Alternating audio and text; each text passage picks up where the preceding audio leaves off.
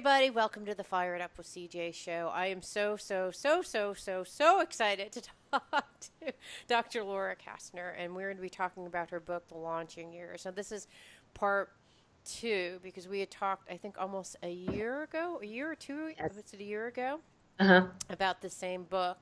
And I have to tell you, it's funny because I was talking to my husband, and we were trying to pinpoint various parts in our lives when we made pretty dramatic shifts.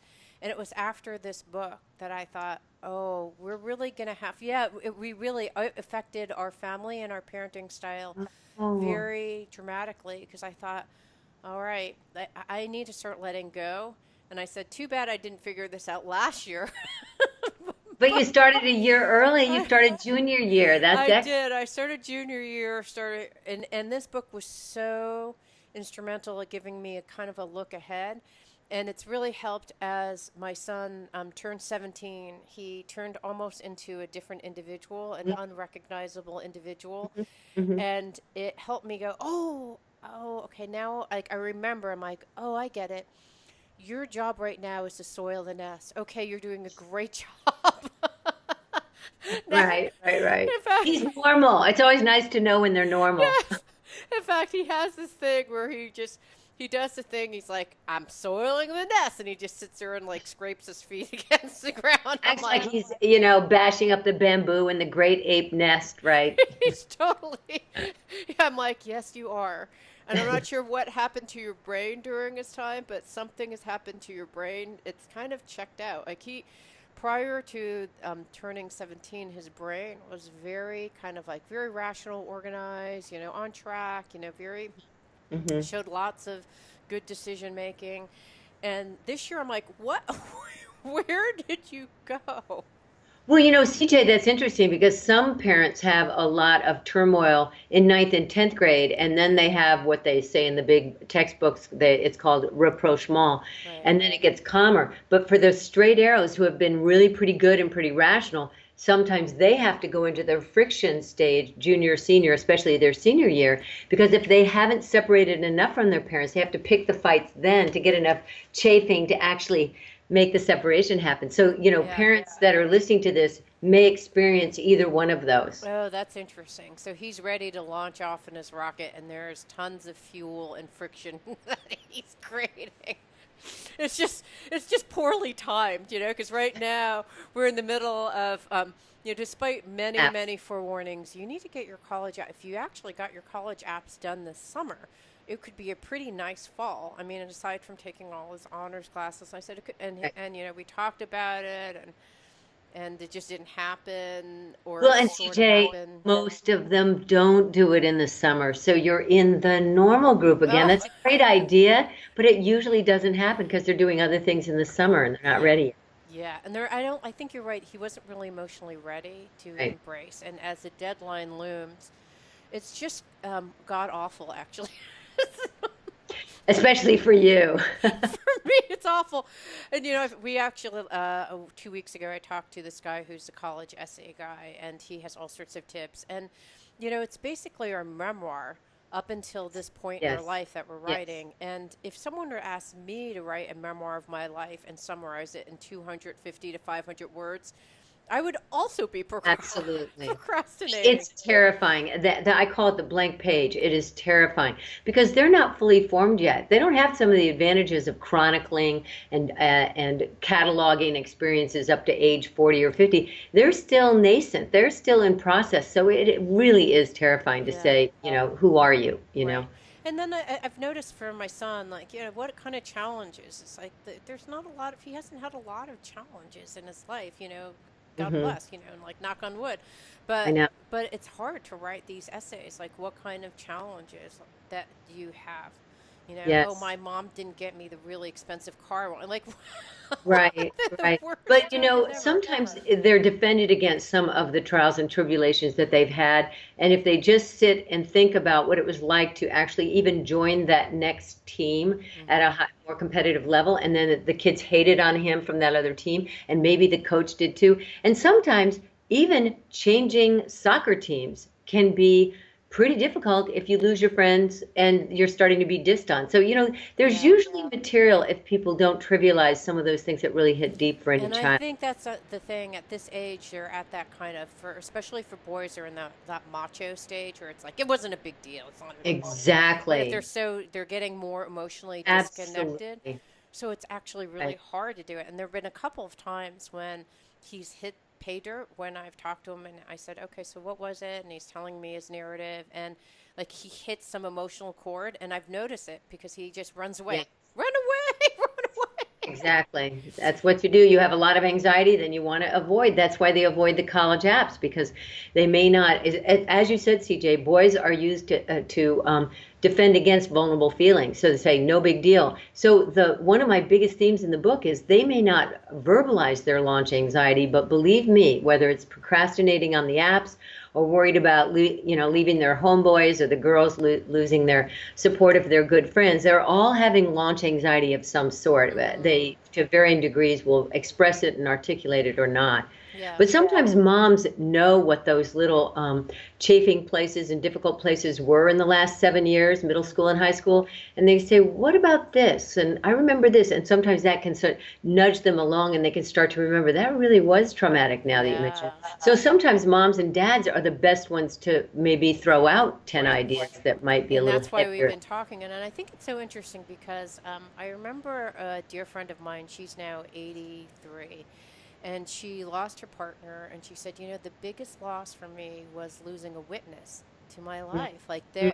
it's kind of a weird thing, but you have Yeah. a partner that there's only one witness in your life that is witnessing your life journey up until a certain Mhm. point until they pass.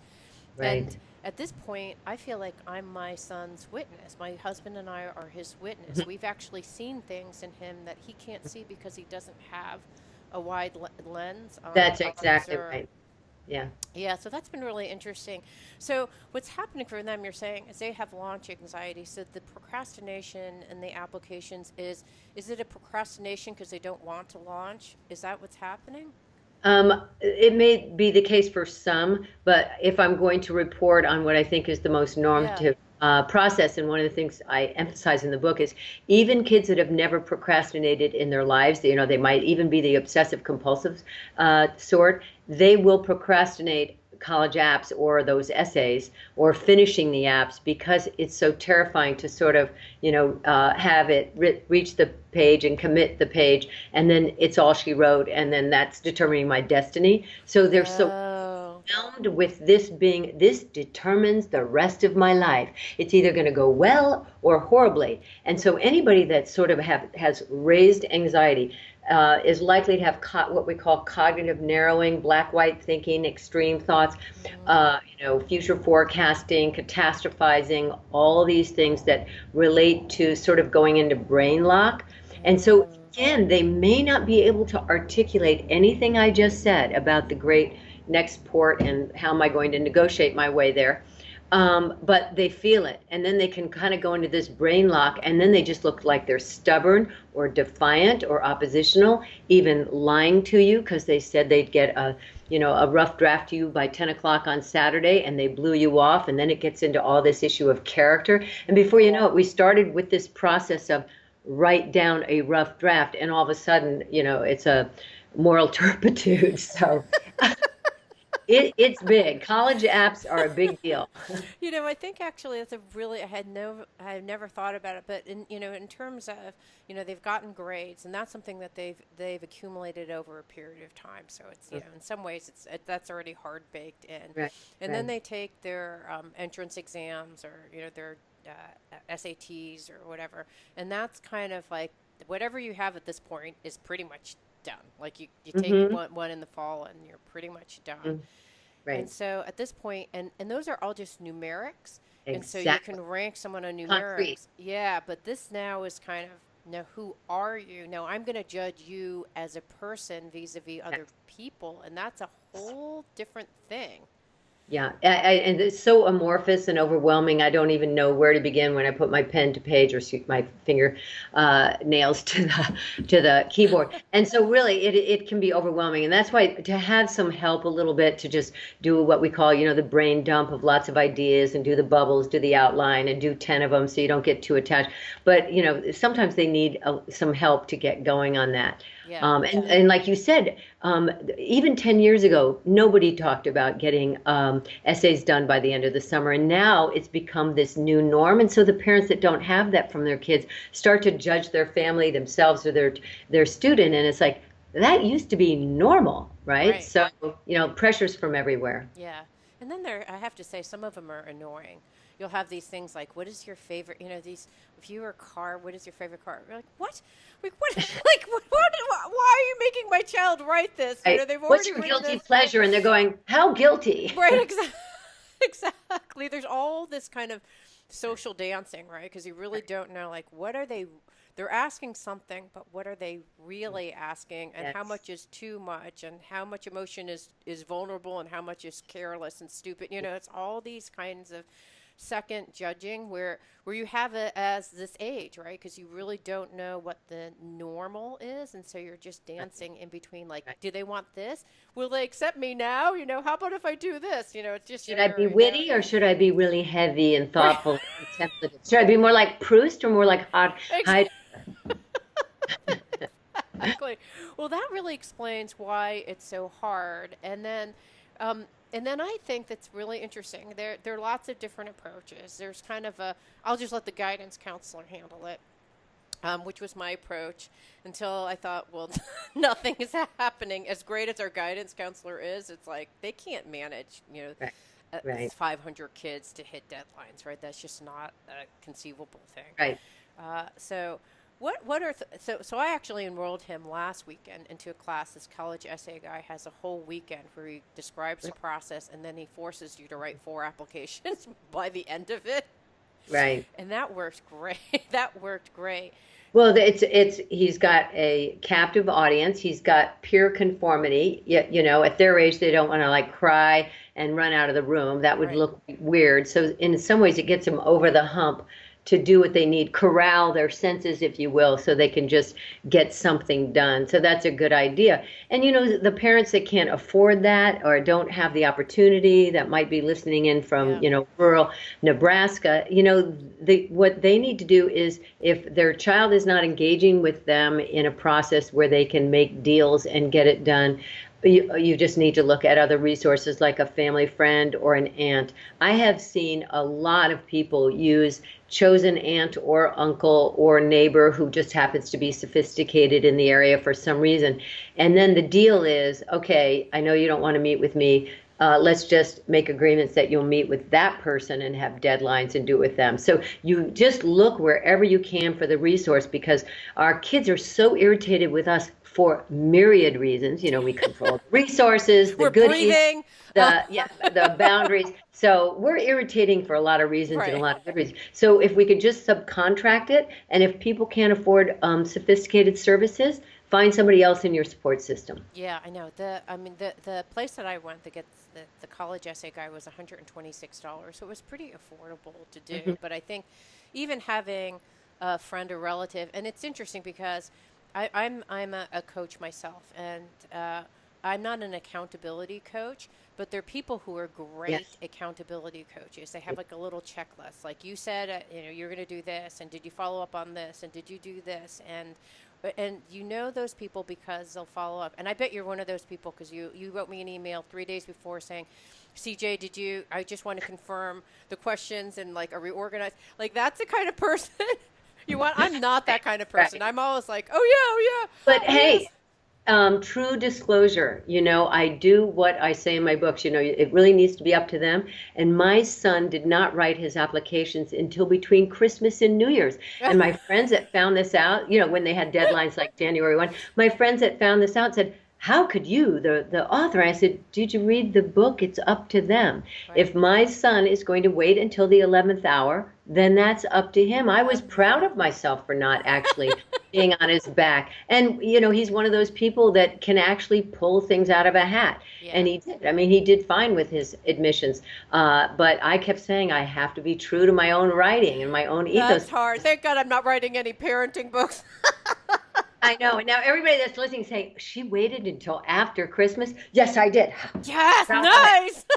Only because I knew that if I'd done anything pressuring with this proud alpha male, Yeah. it would have backfired. Yeah. So, I think he wrote a couple that had to be written before then, but he had many left after Christmas. Yeah. He got them all done. It Yeah, works. yeah. I think that if my son were the kind of guy who pulls things out of his hat like that, I mean, you kind of know your kid at this point. They're going to Right. be that kind of kid that coasts in, That's my husband. He just coasts in, 3 or 4 days Yeah. beforehand, and I don't even know how he does it. That would just make me insane. I can't do it. But I think you're right if you know that that's your kid. All right, the other thing I've noticed is distraction because you're already distracted enough.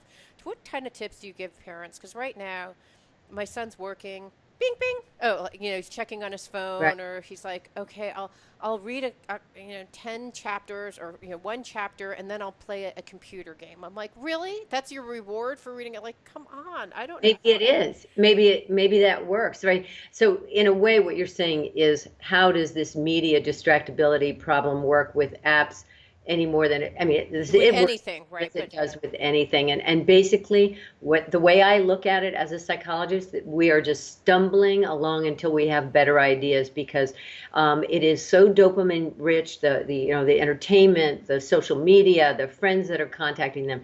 It's almost like, would you rather hang out in the jaws of a lion, or would you rather be in Candyland with great ice cream? Right. I don't know. So they basically go back and forth. And I think at some point we're probably going to have all these sophisticated things where we just turn it off so we can't be as distracted, and then the default will be that we go to the setting of, I need to finish my work, and then I'll give myself the candy. But right now they're toggling back and forth back. It's very inefficient. The students, the teenagers will say, hey, it's the way I tolerate the jaws of the lion. That's their story. They're going to stick with it. But I don't really think that college apps are any different from the other stuff that they dread. No, they're It not. It was just a general question to please help me, but you're saying I don't know anymore. No. Well, and I see parents make all sorts of deals from soup to nuts. Like, some will say, okay, let's just have you go up with, you'll have music, and we'll have, a speaker in the room with Spotify, so you don't have any smart stuff, Right. and then you could do something else. And somebody else will say, you game all the time, no matter what your intention is, and we're just going to absolutely close everything down. So some people become, at the, when they've tried everything else, they just close it down. And some people make deals, and some people leave it up to the child, and they do it well. So I have to say, as an observer, I've seen the whole gamut work and not work. So it is very individualistic. But usually the parents who are trying to control it and the kid is just becoming more and more rebellious, they know it's not working. And so then they got to change it up, right. One way or the other. Yeah. But again, I don't think college apps are different. And there's not any one set rule. Okay, so what happens is there's college apps during the time. We talked about the anxiety that they have. And then there's selecting colleges, which there's all sorts of arguments about that. And then there are kids who don't necessarily can't afford anything but a state college, and they're trying to figure out what to do. And I'm wondering, is it really senior year, or is it too late to be talking? Like, when do you start talking about college selection? Is it junior year, senior year, and how do you talk about it? Well, you talked about two things. One is affordability, and one was just talking about college. Yeah. But I think as long as, again, know thyself, with some self-awareness, if it's just banding around, this is what a small rural college is like, this is what a junior college is like, or, a community college. If you're talking about just sort of edification about colleges, you can start in elementary school. Right. But in terms of, it's really competitive and you need to make good grades, and there's this thing called GPA, and it's got to be, you can't ever make a B, or you can't go to, an Ivy. Let's just forget all that altogether, because what happens in our culture is they absorb launch anxiety and college app anxiety from everywhere. And so to me, I have to say, it depends on your tone and your delivery and when you start to talk about edifying them about what's out there in the world, you can start in elementary school in terms of the pressure and using it like a club so that you think you might be able to inspire or threaten them into higher performance academically. Let's just leave that at the door, right? Because that's only they're going to absorb so much that the least amount of pressure they feel from us about you have to be a straight arrow, you have to make straight A's, your chances in life are automatically better if you go to an Ivy League or a highly competitive college.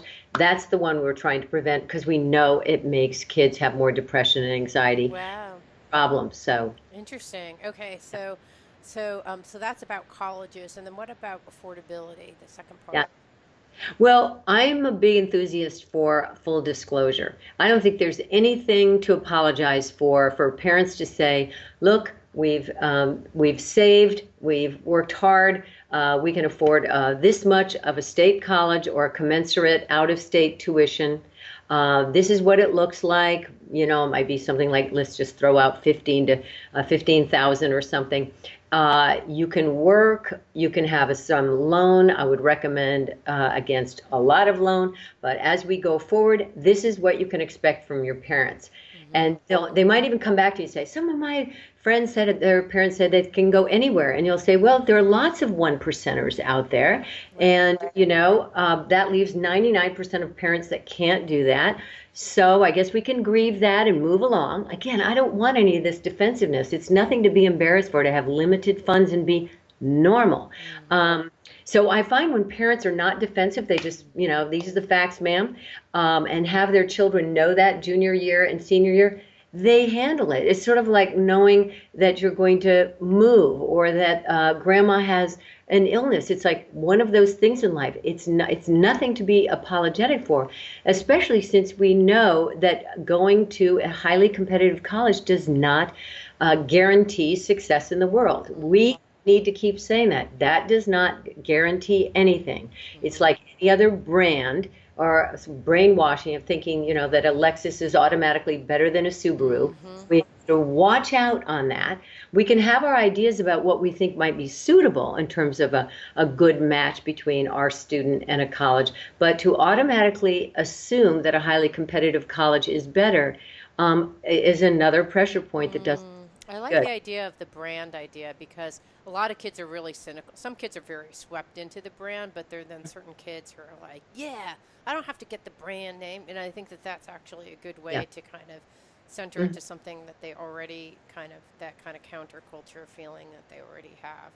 Well, also, CJ, it's a focus on the port they're going to. It's not a focus on their vessel they're taking to the port.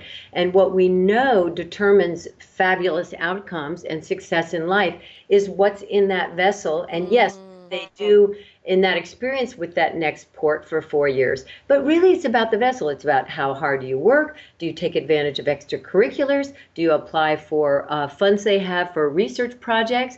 Do you apply for the internships? Do you get to know your professors so they can write recommendations or give you, you know, TAs or RAs on their research?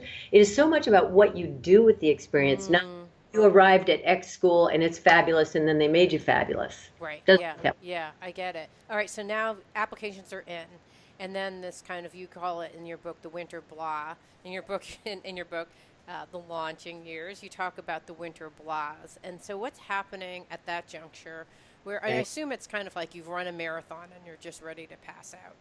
Right. Yeah. You know, it's determined by a lot of things, CJ. First of all, you know, once you get the apps in, yes, you feel like you finished the marathon. Let's take a long break. And parents and faculty can say as many times as they want, grades still matter, grades still matter. But they do feel exhausted because it's not just getting the apps in. They've been trying to make sure they don't make too many Bs or they their APs or they get their SAT2s done. There's all their extracurriculars that they do, and there's so much, and they finally want to take a rest. Now, the other part to it is that I call it the lame duck. In their minds, they've already been elected to the new office, and it's called college freshman to be. They're not in the office any longer of high school, you know, I'm just your kid, you know, I need to meet your expectations. So they're starting to go through that transition of I'm not here anymore, I'm about to be there. again, we can be rational, good luck with that, about no, you need to fully engage in your senior year. We still have 7 months left. But, again, having some compassion about how exhausted they are and how normative this is really helps. Yeah, and I think that the interesting thing, I mean, I'm trying to be rational, right? If I were that age and it's no longer going to go into my transcript, I have to just land not C's, but probably B's just to stay in the Right. college that has chosen me, Right. then I probably would do the same. And I mean, Think I've been in those jobs where I'm like, I've already announced that, I'm going on maternity leave or I'm exactly. quitting, and you're kind of like, I'm out of here. Like you're there, you're physically there, but you're You've mentally divested. checked out. Your energy is elsewhere, Yeah, and your you're in energy this is limbo elsewhere. phase. Yeah, yeah, Yeah, yeah. So you call it senioritis. So you right. said there could be a grade slump. We talked about that. And then you talk about the blahs where they're sick of their friends. They're sick of, it's like, oh, this.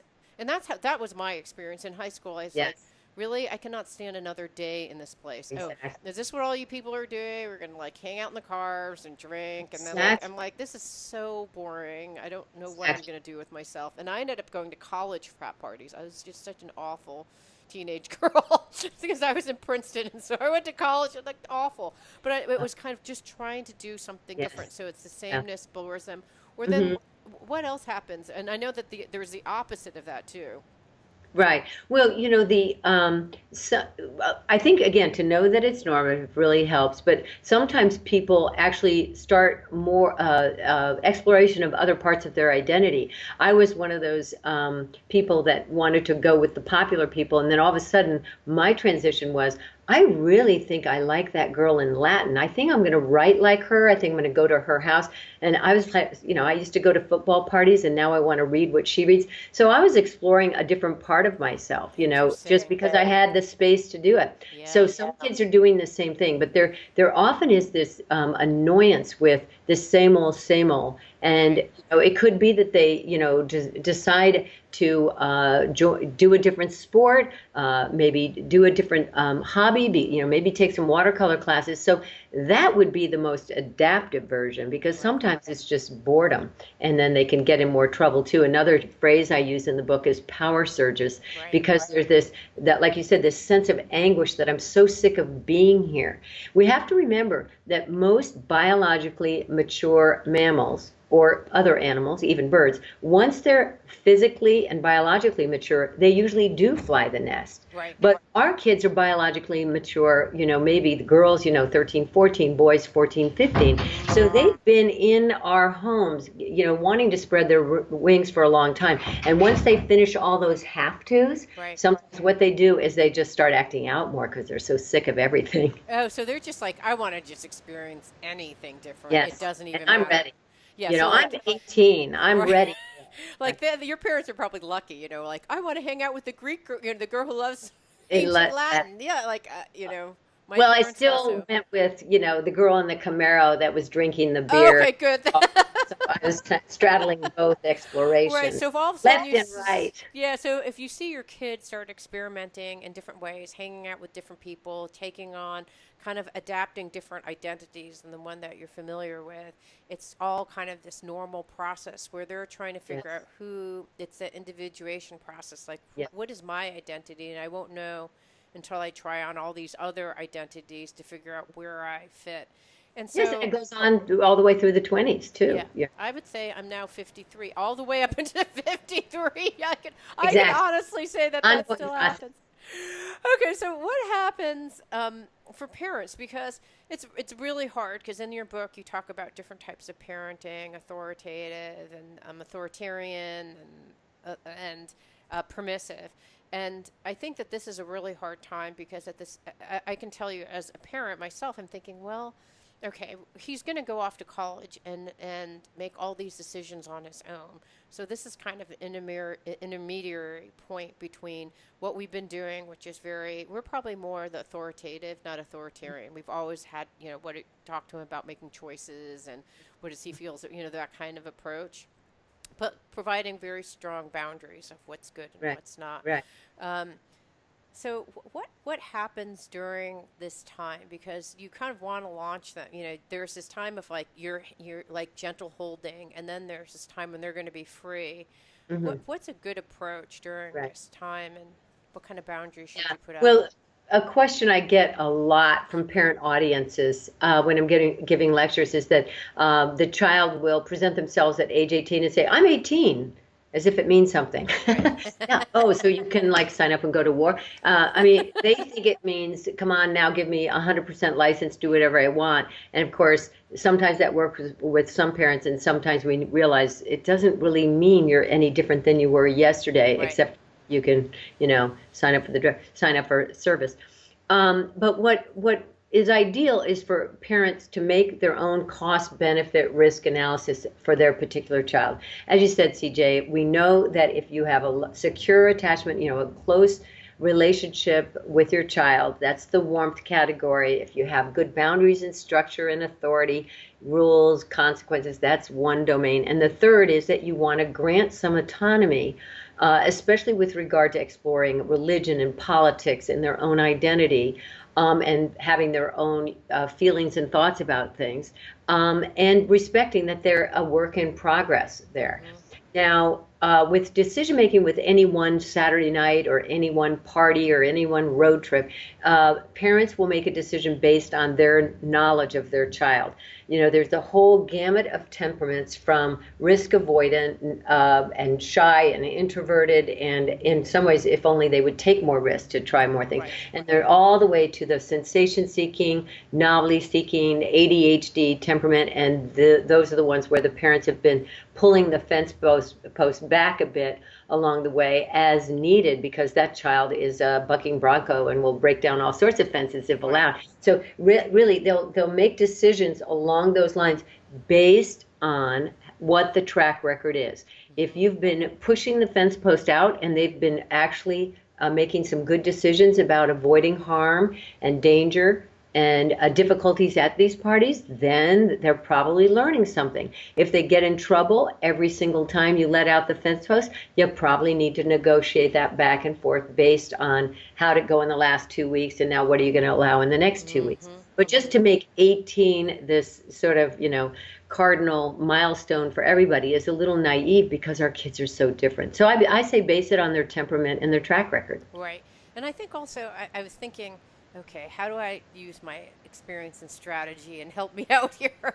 Because it seems like there are certain things that are going to happen during, if I already know this is going to happen in December or around there, are there Right. certain policies? We already, before the school year started, we said between now and spring, here is your curfew. Here's what happens if you don't hit your curfew. Here's, we set out a whole bunch, and here's what happens during the weekdays. Here's what happens on the weeknights. And then Hmm. here are expectations. And if you don't meet these, then these are the consequences. And, we all, Hmm. and then, you're going to, basically the consequences are you're going to lose, half an hour off of your curfew. And then you can buy it back by showing, it was like all this Yeah. crazy amount of stuff. But we just talked about curfews, and then we talked about substance abuse. Like, you should not, we're hoping that you'll never do these kinds of things. These are things like we don't encourage you, but at the same time, these are things that are probably within your, uh, world. So here's some things that you need to think about if you choose those kind of things. So we've kind of outlined all those things.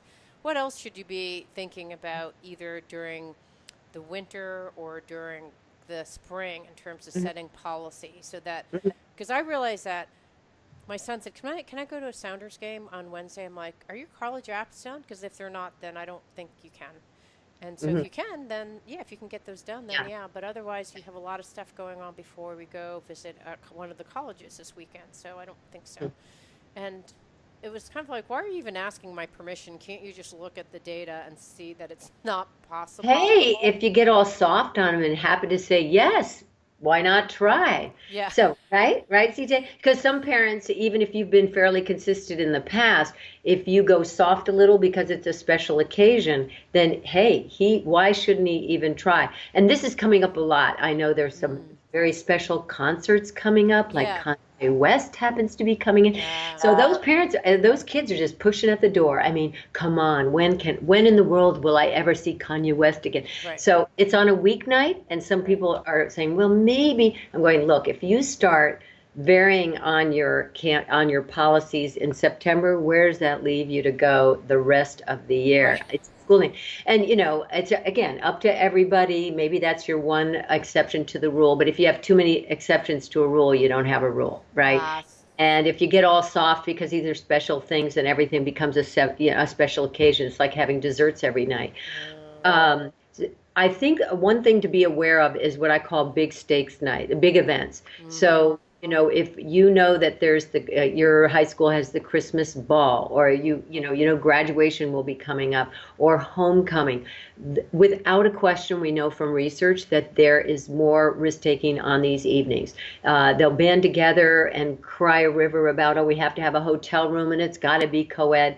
And again, it's pretty obvious parents that allow those things are going to have a lot more trouble supervising them, and some of those kids are not going to be able to make good decisions. We have the joke that for every peer you add to Saturday night, you drop the group IQ by 10 points, because you get you get that dopamine coming, all that pleasure. I mean, it's like brains on cocaine to have that much glitz around and that much fun and that many peers with all sorts of wild ideas. So people should be very wary, and I recommend to parents they get ahead of it. If you know your child's friends and you know they're going to band together and have some wild ideas, then just get together before they do. And sometimes parents will go weak kneed when they're with their own child, but when they're with their peer parents, they might be kind of wobbly, but they'll say, okay, I'm in on that one plan that's a lot more conservative than the one the kids will come up with.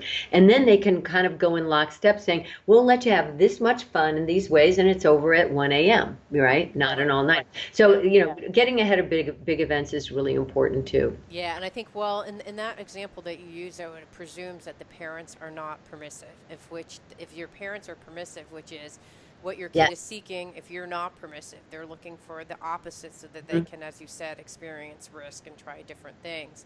Then that Mm-hmm. whole banding together, I Right. don't foresee. I'd love to Right. see that happen, but I kind of Right. don't see that happening so Yeah. far. Depends Um, on who's the majority, and if the majority is a little less permissive, and they can rope that less permissive one in there, because peer pressure can work with parents too. I know, I know. So that's an interesting thing. So I think that, and that's what I thought. I said, if we had come up with a policy that said, even though, you know, we said, you can't go out, you have to be home at 8:30 during weekday nights, and here was this opportunity that comes up during a weekday night to do something. And what we should have said, now looking back, is saying, well, the rule is 8:30, so does that fit the rule? So you could go to the concert, but can you come back at 8:30? Because that's the rule. Because if you don't, then the kid goes, and my son is very like, oh, I'm going to keep on pushing and just Yes. seeing and seeing and seeing. And you're saying he's not the only one. All kids are kind of Hmm. trying to see, like, is that boundary firm, or is Right. it kind of like Right. wavering? And if it's wavering, can I dive through these special Sure. exceptions or not? Sure. I love Absolutely. that. Okay. Yeah, and parents are often afraid of their kids. I'm amazed at how often I'll say, so what's going to happen if you say no? And it's not like they think they're going to run away, but they're afraid of love withdrawal of the child, or the child will brood. And I'm going, well, we're parents. You can handle it for 48 hours. It Right. usually only lasts for 48 hours. And until you actually kind of parade that idea through the parent's mind, they're intimidated by the child. I Right. always get this image of, do kids get you back on your heels? If we're the ones that Yes. is our center of gravity, that's when we lose that authoritative edge. So Yeah, no, we that need to happened. care about the warmth and the connection, but we don't want to be held hostage by it, day to day. Yeah, if my personal problem is guilt. I get guilted very easily, and I guilt myself very easily. So and I Yeah. think my son knows that, right? So he's like, "Oh, well, you're making me do this," and then finally, like for this college essay weekend, where I basically said, Friday, Saturday, and Sunday, you're gonna just write your college essays, and so. He said, "Oh, I don't really want to do it." I'm like, "I know, honey, it's so hard." And he's like, Really "Well," and I said, good. "But I know that you're deadline driven, and I think it will just ease a lot of pressure if you get 4 out of your 11 essays done." And Hmm. he's like, well, I don't want to do it. And I was like, well, and he's like, are you telling me I have any choice here? And I said, no, you have no choice. You're going to Good take this. clarity. And then he said, so why are we still talking about this? I have no choice, and stop That's torturing me and great. talking about this. But it was really my guilt.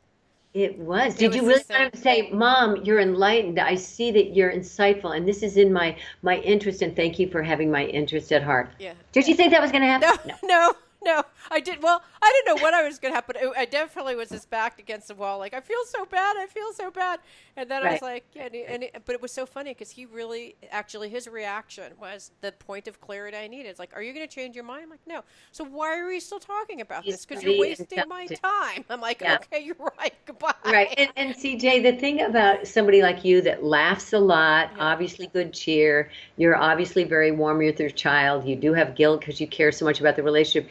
A person like you has more room to move with an occasional unilateral decision. Someone that sort of gets sort of high on their horse and a little very comfortable with authoritarian, and I'm the command and control person, I give the orders, you go do it. Those people wouldn't have as much room to move to do that sort of thing that you did. Okay. Yours was actually in the context of all these other strengths you have, so you could get away with it. Okay, okay, thanks. All right, thank you. Thanks for giving me permission. Check. All right. I love some of the language and so what I thought it would be really fun to do is do a demo where you're the parent and I'm the child, and I'm going to Hey, ask you. Okay, so sure. we can even do the or which one should we do? Let's pick a common experience, either prom night or trying to do a weekend thing or doing something dangerous. What's one that you hear most often? And I'll pretend to be that Going to the party that's unsupervised. Okay. Known alcohol. Okay. Known alcohol? Absolutely. They're seniors. Of Okay. course, there's alcohol. Yes. Okay, Mom. So I'd really like to go to this party this weekend on Friday. So Yeah, can I where go? is it? Give me the information. You know Well, the deal. We got to have all the information. well, it's over at my friend John's house, and yeah. So we're gonna go, and I'm just gonna hang out with some kids. And parents there or not there? Um, well, I don't know. I'm not sure. Probably not. You know how that is. We certainly have a lot of experience with everybody liking to be at John's house because it's not the supervised house. So I bet people really want to go. I bet you really want to go. Well, I do because actually there's this girl that I really want to meet, and she's gonna be there. Okay, I guess I'm a lesbian. She's a girl. There's a girl there that I really want to meet. There's a guy there There's a girl there that I really want to hang out with, Hmm. and I really want to get to know her. Well, And because you're 18 and it's your senior year, I want to make this a sort of a collaborative deal, but you know how I feel about known alcohol use at parties. I can't condone alcohol with underage drinkers, so I'm not comfortable with that. So what do you want to suggest? well, I want to go to the party. Mm-hmm. Mm-hmm. And are you willing to take the risk of police being called, getting arrested, minor in possession? That's never gonna happen, Mom. I mean that's never happened. We're super safe. Mm-hmm. Mm-hmm. Well, do you feel like we can make a deal here? Do you want to propose something? Because I'm not comfortable with a carte blanche. You go and just come home at 1 a.m. because at that point I'm uncomfortable that there won't be drinking or whatever. So, what do you want to suggest? Well, how about if I take an Uber? So if something like that happens, I know you're worried about the car. So how about if I take an Uber? Would that make you feel better? Okay, I think we still have to stop action Okay. here. Because CJ, I have to base all of this on I started making deals with you because I wanted to make you a high functioning 18-year-old, but I would have changed my parenting approach if he was found blacked out on 3 occasions in the last 2 months. I would have said absolutely no to everything. Oh, okay, got You it. see what I Interesting. mean? Yeah. So if I So the good parent would say, sweetie, we got to figure something out that you can do something at our house because I don't want you in lockdown all the time. If you're not happy, you're not going to thrive as a person. But as if we don't know about the minor in possession and the blackouts when Dad and I both found you blacked out on with the sleepover. So then it would be absolutely no from the beginning. Right, So right. see, the good parent does one thing, which would be absolutely no. Or if you were a sweetie pie kid that had been really trustworthy, I would go for it. Right. And then I'd say, okay, I'm going to let you do this, even though it's a risk.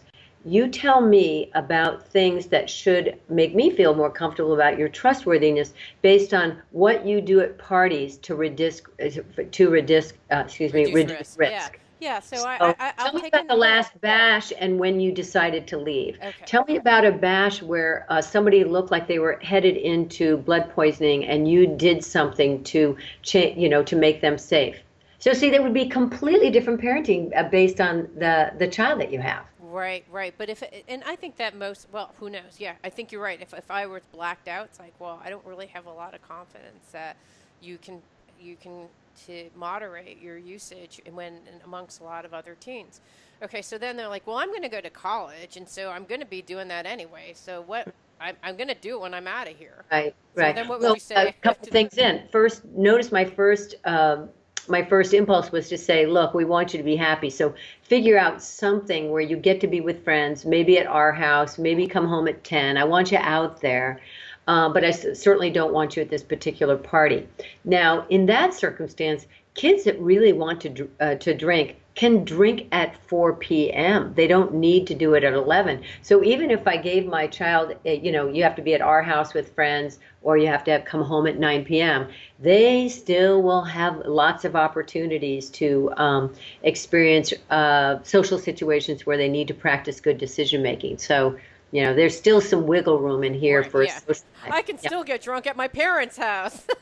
Or at 4 p.m. in the park. Right. It happens all the time. It's Uh, amazing. We know that most risk taking in the average high school life is between 3:30 and 6:30 because they know they can get away with it, right? oh my Nobody's gosh. watching them at 5:30 in the park. I just want to claw my eyes out when I hear stuff like that. But I think you're right. I mean, come on, kids are smart. That's Yeah, the time that they can do it and get away with it and not have to worry. Or at night, which is what I've seen too, walking around in the park at night. sure, sure. Okay, so college comes along.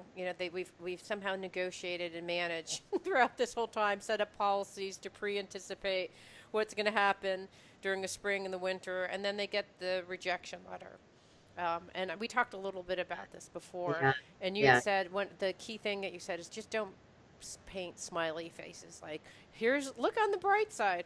So Hmm. what is the child? If you were to go into the emotional state of the child and the parent, what's happening and what's the best way to deal with Yeah. merging those two things? Truthfully, I think it's just to validate their feelings and have low expectations for being able to pull out a popsicle and make everything better.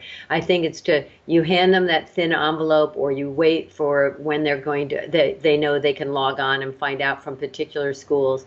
You don't want to, micromanage and be intrusive about when's it coming, but hopefully they might give you a sense. And usually they will tell their parents unless there's a problem with too much of that enmeshment and they hide everything at that point. But when they share it and they're sad, I think we should just validate this is one of those low moments that feels awful in every way. And then if they do talk about it, they might say something like, I don't want them if they don't want me, so I'm not even going to let myself stay on the waiting list. And the parent might say, actually, the waiting list might be a good idea. But, we should probably just wait on all the logical stuff. And if they say something like, forget them, I'm going to not even be on the waiting list. We say, it just feels so bad right now, doesn't it? You just want to rip it up because, that's the way you feel.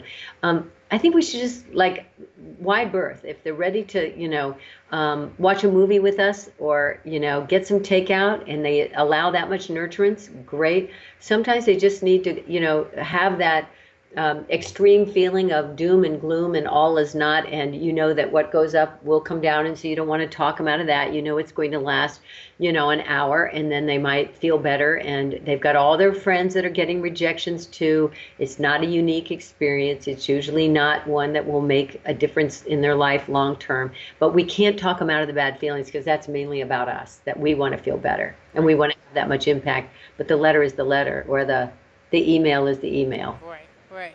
Okay, got it. So now what about making decisions? So you have two or three colleges to choose from, and it's hard because, as you said, there's so much pressure put on, like, this is going to change your trajectory of your life. Yeah, yeah, So yeah. how do you help them? And one of the things I know that you talk about is how you coach people through Hmm. this whole process. And as even though I am a coach, I will probably have amnesia during that time and forget all of my good Because you're a practices. parent, you're Yes, not a coach. exactly. So what are the things? So your kids facing, a couple decisions. You actually have a preference. Coach me through that experience. Yeah, So let's say yeah. that I said, "Oh, Mom, I'm trying to figure out between, University of Washington or University of California Hmm. at Riverside, whatever. Let's say that those are the two choices." I'm like, I really don't know what to do. What would you say? Well, first of all, one of the things I say last summer and right now in the fall is for parents that have limited funds, I always say save those monies for April, during that month of April, because I always say kids are like dogs. Every year is 7 years, so Right. that's like 4 years off. Who do I know? I don't know who I'm going to be in April. So they can change their feelings a lot between September and April. It's Mm. really nice if you can afford it to go for another visit. And Mm-hmm. then I really have this metaphor that works for me. It's a feeling thing. You go to all these visits and all these fancy people who say it's based on a feeling, which sounds Mm-hmm. so trite. But like there's this tuning fork thing based on our values and our aesthetics and the programs, some things that are not very cerebral, they're more sensorial. And you go to Riverside in April, and hopefully it's a prospect weekend, maybe, so they roll out all the goodies so that you can see what they have. And so does University of Washington.